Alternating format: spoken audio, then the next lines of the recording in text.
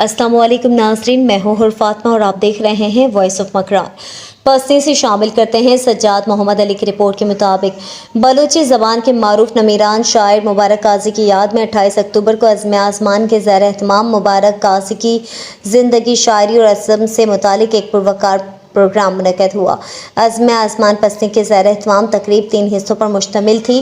पहले हिस्से में मुबारक काजी की ज़िंदगी और रस्म शायरी पर मुनीर मोमिन, डॉक्टर सलीम कर्द, नदीम अकरम, ज़ुबैर मुख्तार, चंदन साज, मुराद बख्श, महर, गुलाब गालिब, साजिद नूर, अलिफ मीम, दाद कहत, अली अजीज़, पीर बख्श और दीगर ने रोशनी डाली और मुबारक काजी की शख्सियत के मुख्तलिफ पहलुओं को उजागर किया।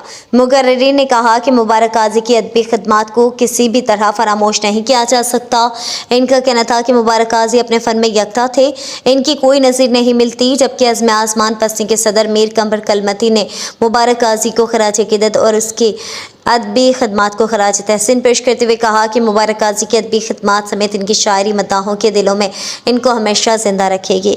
उन्होंने मुबारक काजी की अदबी खिदमात को खराज तहसीन पेश करते हुए कहा कि आज हम एक बुलंद पाया शायर और अदीब से महरूम हो गए हैं।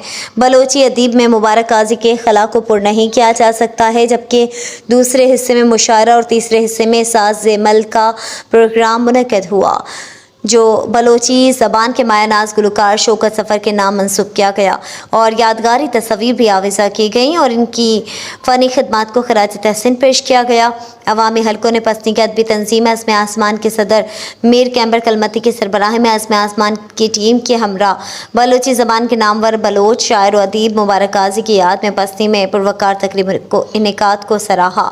पस्ती की अदबी तंजीम अज़्म आसमान पस्ती के सरगर्म एक तंजीम है जो हर वक्त अदबी तकरीबात में किरदार अदा करती आ रही है, जो काबिल सताइश है।